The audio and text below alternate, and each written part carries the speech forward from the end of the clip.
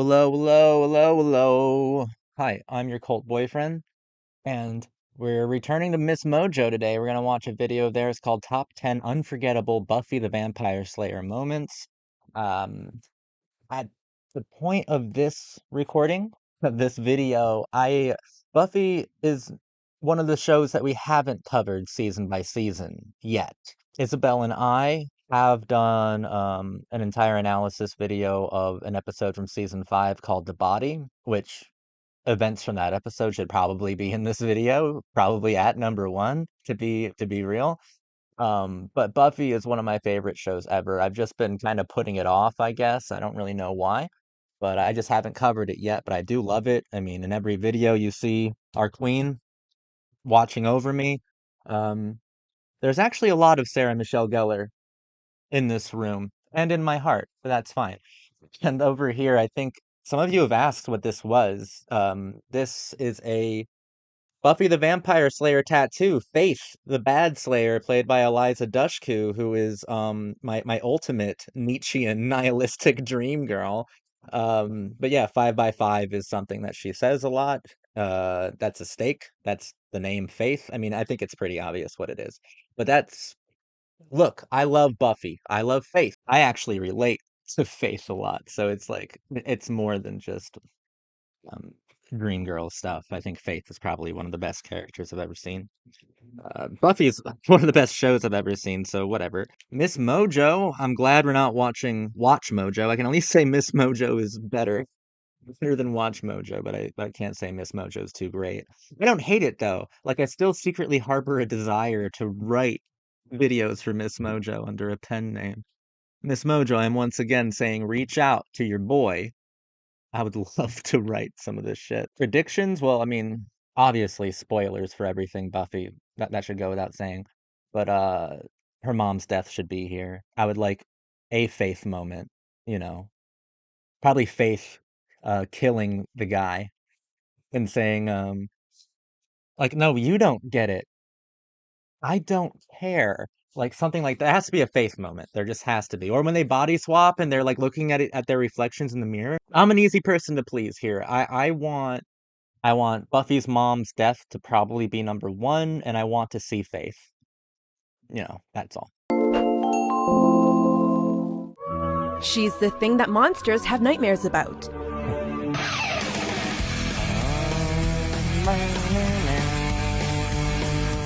Welcome to MsMojo, and today Sarah we'll be Michelle counting down Gellar our is the most picks for the beautiful top thing, 10 dude. Buffy the Vampire Slayer moments. For this list, we're taking a look at the most heartbreaking, inspiring, and kick-ass moments from Joss.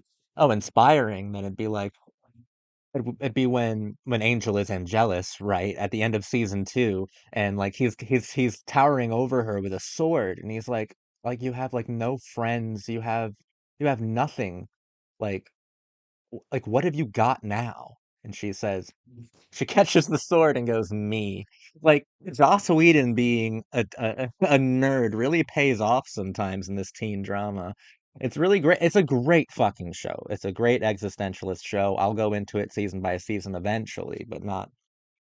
I know right now on the channel, if you're watching this in real time, it's Gilmore Girls, and then I have a different show planned after Gilmore Girls, XOXO, but I'll never tell.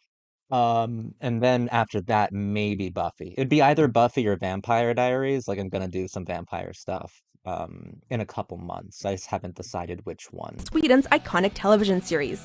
Needless to say, a spoiler alert is definitely in order. What's wrong? I love Angel, man. Angel's cool. Number 10, Oz Leaves Willow. So Oz checks Okay. out another girl. He loves you. I know. I I love Oz. Oz is so cool. Like I think season 3 of Buffy is the best season. Not only do you have Faith and the Mayor being the best villains ever, that's an entire season of Oz. Oz leaving Willow was really cool, but it was really rushed, right? Because it happened within the first like 7 to 9 episodes of season 4. Because I think Seth Green, busy fucking kid, like he had to be somewhere, and that was intended to be an entire season long arc, and it felt really stretched with like the vampire, or I'm sorry, the werewolf chick and stuff. But it was still they still pulled it off. I just wish it was pulled off a little bit more elegantly. But that's the least of season four's worries. No. Although Oz manages to keep his werewolf side caged up for a while, his inner beast inevitably breaks loose. After meeting a vicious female werewolf, Oz cheats on his girlfriend Willow and suffers an identity crisis. Warning.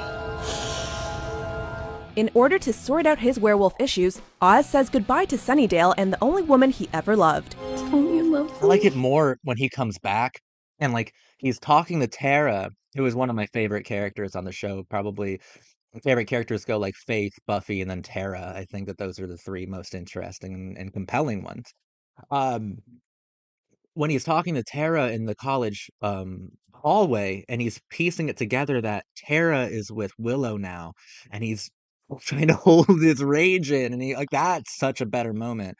Be some Tara on here. Some good Tara moments too.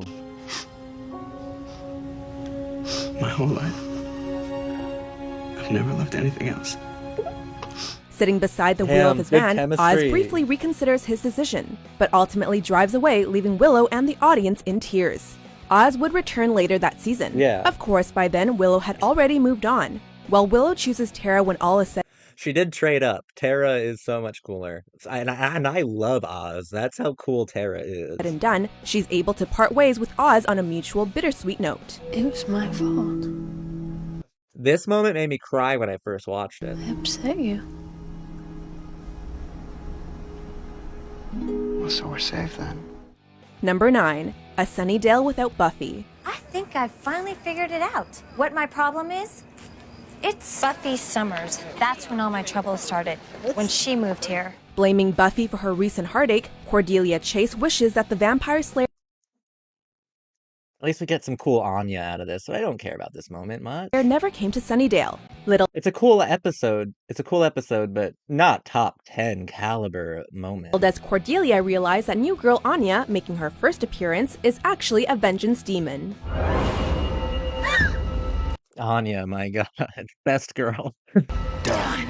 Granting her wish, Anya sends Cordy to an alternate version of Sunnydale without Buffy Summers. She quickly finds that all hell has broken loose. The Master was never defeated. Willow and Xander are bloodthirsty vampires, and nobody is safe. Ah, Xander. Willow. I hate the Master. One of the reasons, I'll be real, that I haven't revisited Buffy to cover on the channel is because I'm dreading season 1 because I'm so happy that I continued to watch after season 1. Season 1 of Buffy is not terrible, but it's really not good, and the Master doesn't help anything. But my God, does the quality just get so much better like immediately. The sound heard round the world was Angel snapping Miss Calendar's neck. That's when shit changed. Oh my God. And the show was masterful after that. Hardly ever misstepping. But the first season's a chore. Hungry? I've lost my appetite for this one. She keeps looking at me. It's an ingenious setup to one of the show's most unpredictable episodes. Everything comes full circle in the end, as Cordelia winds up back where she started and Anya is stripped of her powers. The moral? Be careful what you wish for. Duh. I wish Buffy Summers had never been born. Like, what's the moment, though? The entire episode's the moment? That's not a moment. What moment? What, this is like the One Tree Hill moment thing where it included the entire, like, hour and a half long series finale. It's like, that's not a moment. A moment doesn't last this long. Whatever. Done. And I wish that Xander Harris never again knows the touch of a woman. And that Willow wakes up tomorrow Ironic. covered in monkey hair. Number 8. Faith and Yes, please. Yes, everything about Faith and Buffy. Oh, Faith and Buffy like kissing, or like she kisses her on the forehead because of the censors, but it's still so passionate. My God, no, Faith and Buffy switch bodies. I said this at the beginning of the video. I was hoping this was here.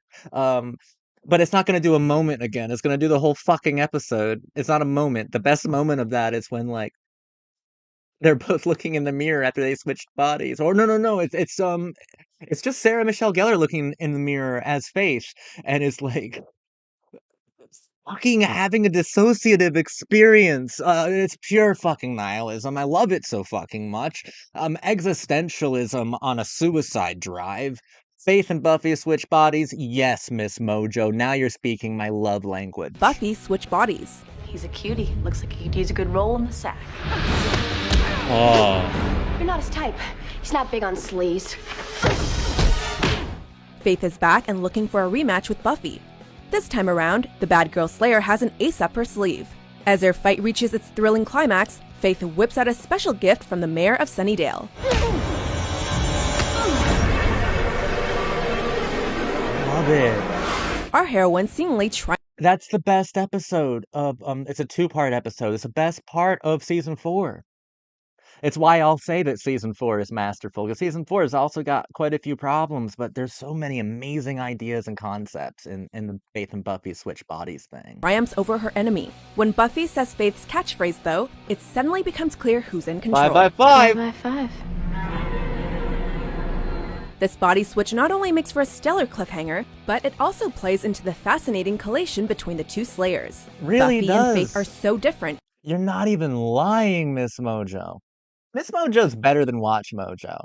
Or maybe stuff that's made for girls is just actually way more interesting than stuff that's made for the boys, for the bros.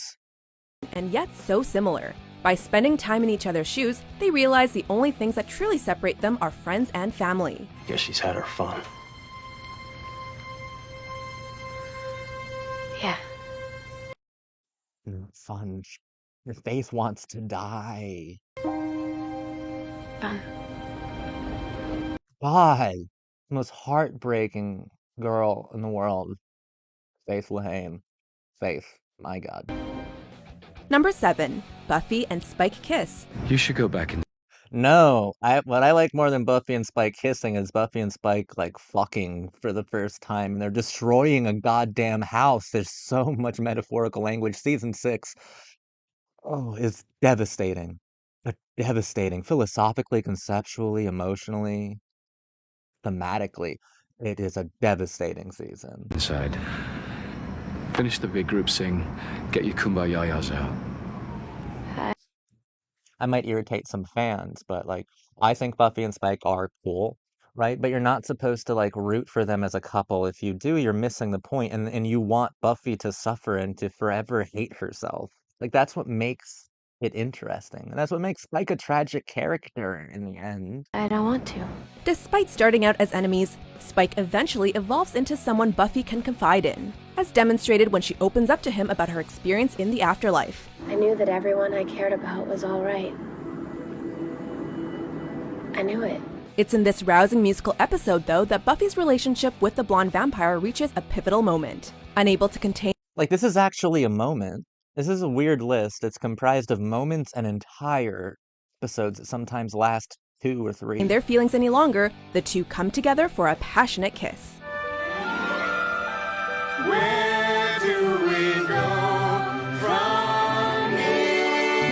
Like this isn't signifying like a great change. It's Buffy wanting to be fucking dead. Understand that, fans and stans alike. Although the curtain closes on this uplifting embrace, Buffy and Spike's future is still That's when he's trying to rape her near the end of the season. Like, stop rooting for Buffy and Spike. You're missing the point. very uncertain. Matters take an especially dark turn. It's fascinating, and I love them together because of like the stuff that their relationship explores. But they're not a good couple, and that's the point. And when Spike later attacks Buffy in a bathroom. Don't sanitize it for monetization, MsMojo. He doesn't just attack her. He doesn't just attack her, he tries to rape her. Their romance was an emotional roller coaster that often left viewers with mixed feelings. Saying attack makes and it each new sound so much development more left them pleasant. asking, Or not where pleasant, will but they you know go what I from mean. here? Sanitize. This is the best moment with them. You afraid I'm gonna... There's so much power here. Number 6, final battle against the First. Really? That? That? No, no. Hold the line. The epic conclusion of Buffy the Vampire Slayer works up to a final showdown with the first evil. Initially, it appears that Buffy and the potential Slayers are vastly outnumbered. The thing with the fucking first evil is that he was like a monster of the week, and then they made him the entire villain of season 7. Like, get fucked. Joss just ran out of ideas somehow. I don't even hate season 7, but it's just slightly better than season 1. Buffy at its peak is seasons 2 and 3. Season 6 is a fascinating thing to analyze. Season 5 is a masterpiece. A masterpiece. And season 4 is pretty good as well, but seasons 1 and 7, a few glaring issues are present in those seasons. Buffy's army is given the upper hand, however, as Willow completes a game-changing spell, allowing every potential But Kennedy, right? She was kind of grating. to unlock their powers. Brace yourself. Even with this advantage, victory doesn't come without sacrifice. I do like seeing Faith. Anya dies nobly in I can't battle, while imagine Spike season gives his 7 life for the without greater Faith. good, bidding Buffy a heartfelt Would've been farewell. impossible. I love you. This list loves Buffy and Spike too. It's not good. It's not good. It's not good. No, you don't. Yeah, no you don't. No you don't. That's why Spike is actually tragic. So thanks for saying it.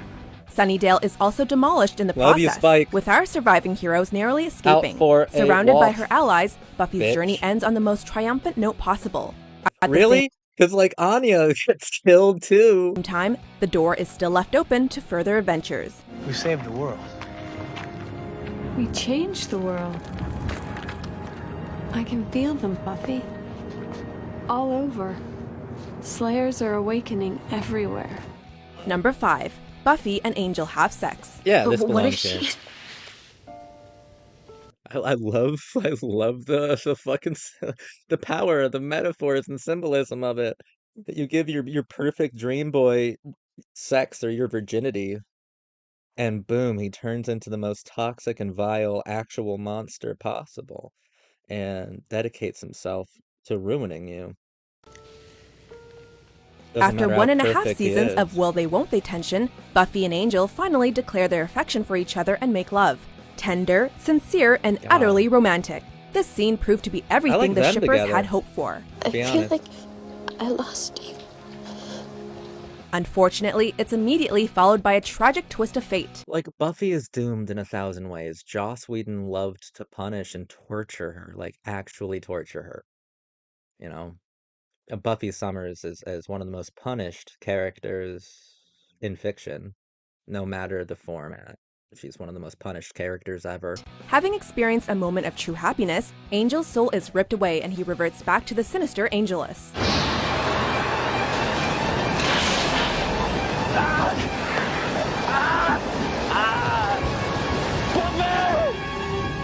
Upon Another moment I like is when they first meet. When they meet in the alley and she's like, "And who are you?" And Angel goes, "I'm a friend." And she says, "I don't need a friend." And then he says, "Didn't say I was yours." Brilliant shit, Upon seeing the actually. monster Angel has become, Buffy realizes that she didn't just lose her virginity that night. She lost her innocence as well, Yeah. taking the first step down a dark path. Amazing. Lighten up. It was a good time. It doesn't mean like we have to make a big deal. It is a big deal. Number 4. The Death of Tara. I forgot how good this Fuck. could feel. Us together. While not This without is trials and awful. tribulations, Willow and Tara likely had the most consistently healthy unforgettable romantic moment, but holy relationship throughout the fucking series. shit. The two seemingly have the rest of their lives Fuck together, you! but forever Fuck doesn't him! last that Little long. Columbine bitch. Your shirt. Tara? Outside, Whoa. Warren Oh my god. Wasn't ready for that. Tara. Yeah, like I said, one of my favorite. Tara. shoots at Buffy, but he accidentally kills Tara instead. In the blink of an eye, the person Willow Your loves the shirt. most is taken away. Fueled by dark magic, Willow Tear 'em avenges apart. Tara's death You're and takes bored. out her pain on the rest of the world. Yes. Oh Yes. my god. What did you do? A new evil, Dark Willow, thus emerges as needed a to be force to be done? reckoned with. But the power of friendship saves the day when Xander talks her down with a touching story About of a yellow crayons? crayon. The first day of kindergarten, you cried because you broke the yellow Dark crayon. Willow was sexy, y'all. And you're too afraid to tell anyone. Number 3, R.I.P. Should be number 1. What's number 1? This is like, okay, the body, the episode where Joyce dies, where her mom dies, is one of the best directed things I've ever seen in my life. It's brilliant. Without flaw. It's unnervingly transcendental. It should be number 1. I don't understand what the fuck. The fuck could be number 1. Joyce Summers. Hey, Mom. This is beautiful. While this series had no shortage of heart-rending moments, the death of Buffy's mom hit audiences especially hard. This is largely because her death remained grounded in reality. Joyce Summers doesn't die at the hands of vampires or demons, but instead a brain aneurysm. It's nothing short of devastating when Buffy discovers her mother's lifeless body on the couch. Mom? Feeling powerless, I'll link the video in the description to the analysis I did on the body. It's such a beautiful episode. Buffy calls for help, performs CPR, and even envisions the best-case scenario, one which doesn't come to be. We got her. My God, we got her. Let's get her on the truck now. Call it in ahead. Never brought one back this late. I'm here. Sarah Michelle Gellar's gut-wrenching performance and Josh Whedon's direction authentically capture the sudden shock of losing a loved one. One of the best. This brutally honest sequence offers no silver lining, forcing the audience to confront the cruel nature of death. Great. Now I look like a wet rat. The idea that death is literally the most dehumanizing thing that could happen to you and the people around you. You're a body. You are hyper literally dehumanized. But then what is a body? What is a life? These identifications of transient objects? They're always objectified. There's so much. Watch my analysis on the body. Not gonna go Number into it 2, here. Buffy's sacrifice. Okay. I'll allow it, actually. This was great. Because it's always got to be blood. It's Summer's blood. It's just like mine. She's me. The monks made her out of me. The 100th episode of Buffy has some of the most jaw-dropping moments in the entire Amazing. series. For I cannot starters, believe Giles killed suffocates him. the innocent Ben to prevent Glory's return. Ben, to prevent Glory's return. Are you saying there's some kind of connection between Ben and Glory? Don't be weird, MsMojo. But even that couldn't compete with the episode's final minutes. In order to close the portal between dimensions, Dawn offers to give up her life. Buffy, you have to let me go. Blood starts it, and until the blood stops flowing, it'll never stop. As Buffy remembers the First Slayer's words, though, she decides to protect her little sister And like leading up to this episode, they have the previously ons, and that's when you realize that could be artful, because the previously on for this episode where Buffy dies is it's like this hyper fast montage of everything that happened, and you're like, oh, this is gonna be, we're playing for keeps today. It was incredible. and throws herself through the portal. And I think Glory's a phenomenal villain. I love Glory.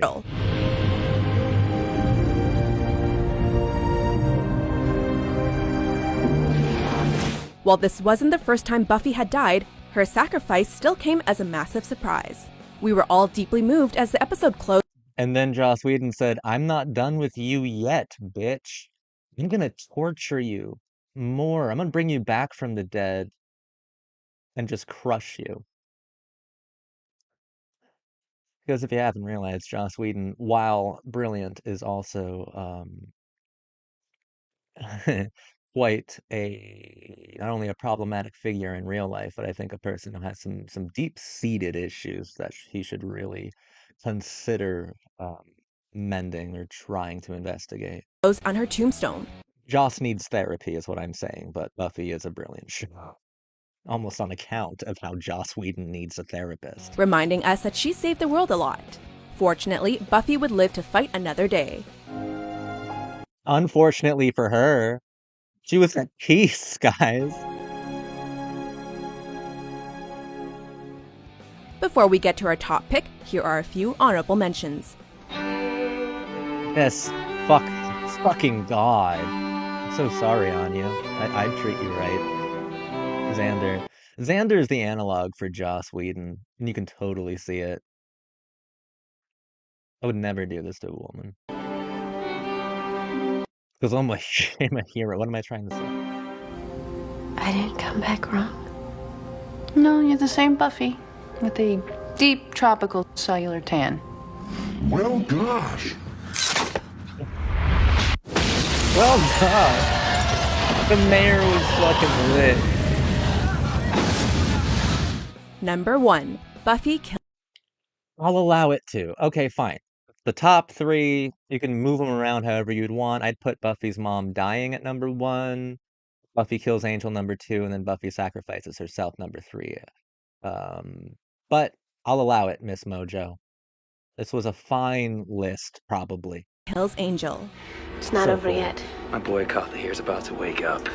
And You're Jealous going is to one of the hell. best villains. Josh too. Whedon isn't afraid of killing fan-favorite characters, and nowhere No, he'll fucking punish anybody in his path. is this more apparent than in the season 2 finale of Buffy. When Angel's evil alter ego raises the demon Akathla, Buffy prepares to stake the vampire she once loved. Now, Kafla, you will be free.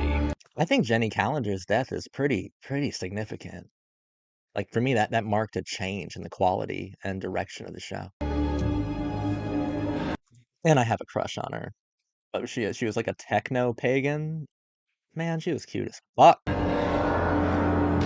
The Slayer is caught off guard, however, when Willow restores Angel's soul. Where are we? Jenny Collender or Calendar? I don't remember. I don't remember. If she had performed the restoration spell only a few minutes earlier, this might have been a happy ending. Since Akathla has been awakened, Angel's blood must be spilled to save the world.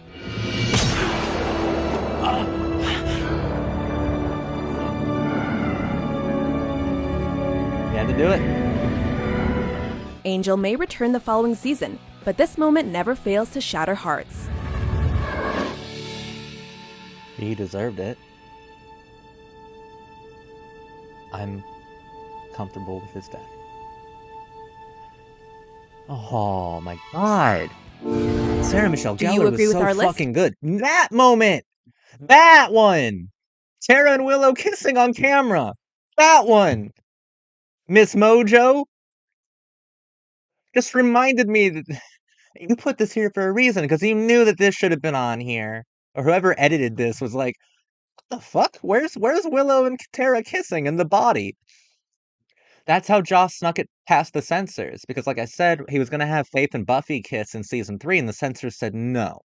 So he had to settle for Faith kissing Buffy on the forehead and then running away, but oh my god, it was so erotic anyway that oh my god, it might as well have been it was scandalous and I loved it. It was beautiful and romantic and perfect. But I think the way he was able to sneak in Willow and Tara kissing, like this lesbian kiss that we're looking at, was he did this during The Body, during an episode that was so heavy and remarkably composed that no censor in their right mind would object to this. This is the only moment of warmth in the entire fucking episode. The rest is dehumanizing. And I think that's how Joss got away with it. And Joss does have a peculiar, but also a very important kind of genius to him. And this is a great example of it. What's your favorite Buffy the Vampire Slayer moment? For more entertaining top 10s published every day, be sure to Perfect couple. subscribe to MsMojo. What's that do?